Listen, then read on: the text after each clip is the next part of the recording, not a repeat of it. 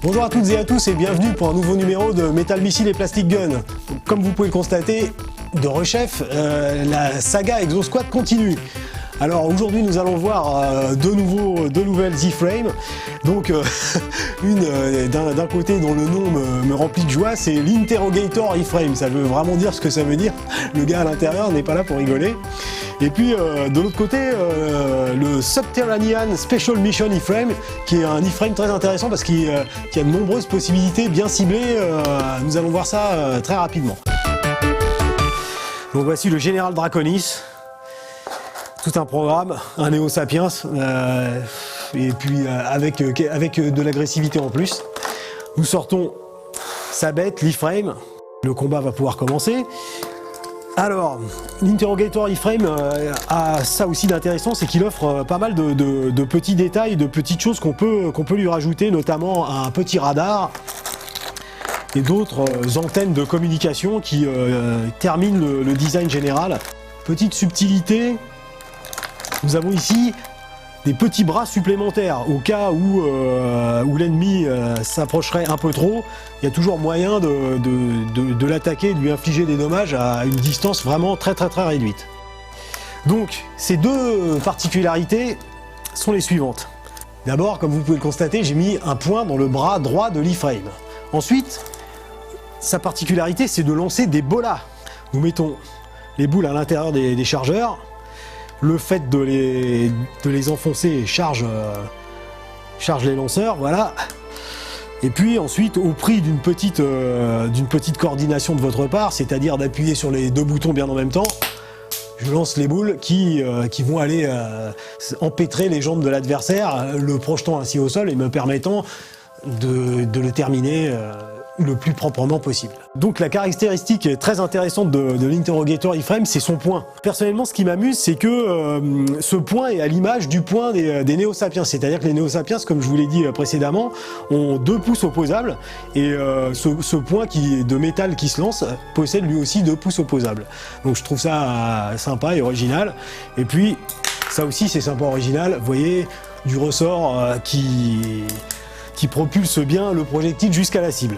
Voilà, ici nous avons des triples lasers au cas où avec tout ça le client ne serait pas encore satisfait. Il y a toujours de quoi apporter une petite touche pour qu'il reparte content et surtout silencieux.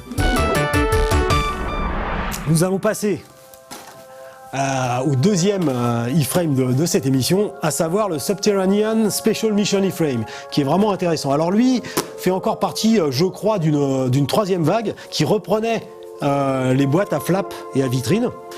Alors, cet iframe est piloté par notre ami Wolf Bronski, qui est le vétéran de Label Squad, c'est-à-dire de l'équipe des héros d'Exosquad.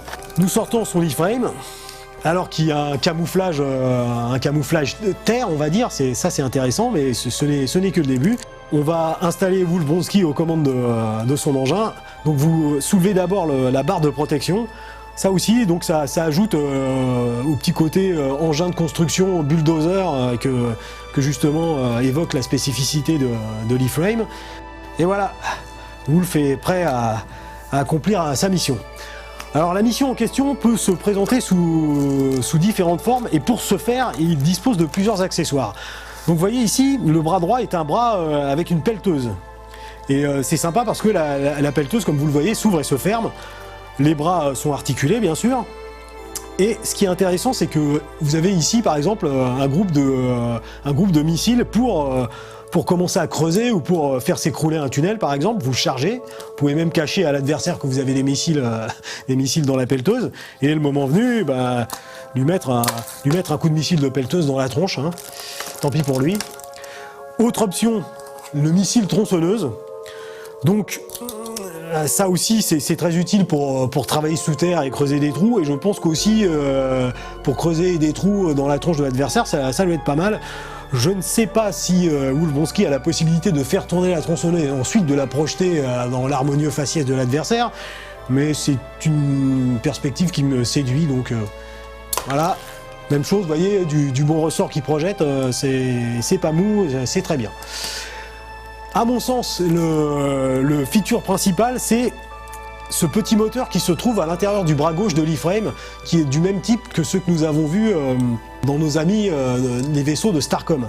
C'est-à-dire que vous coincez l'interrupteur et vous remontez. Donc c'est un moteur Tommy, je pense, similaire du moins. Voilà, vous l'entendez fonctionner. Un peu de chaîne. Et ici nous avons un tunnelier. Donc comme son nom l'indique, qui permet de creuser des tunnels. Voilà. Donc, comme j'ai donné de la chaîne, j'appuie sur le bouton et le tunnelier tourne. Et ça, c'est très sympa et très pratique. Vous enlevez le tunnelier et vous sortez un marteau-piqueur. Bah oui, pour aller sous terre, c'est plus qu'utile. Et vous voyez que le marteau-piqueur reproduit une fonction de recoil, c'est-à-dire comme un vrai marteau-piqueur. C'est plaisant, voilà, du missile, un petit moteur, un design donc toujours original selon la mission à laquelle est assigné ou le personnage ou l'e-frame. Donc l'e-frame présente des caractéristiques spécifiques à cette mission. C'est ce qui fait que vous pouvez en avoir plein qui ne se ressemblent pas, qui ont des caractéristiques intéressantes et différentes. Voilà pour notre ami Wolf Bronsky qui va pouvoir travailler sous terre. Et l'immense, le général Draconis qui va pouvoir vous interroger et vous faire parler même si vous ne savez rien. Voilà, n'oubliez pas que les jouets sont quelque chose de beaucoup trop sérieux pour être confié aux enfants.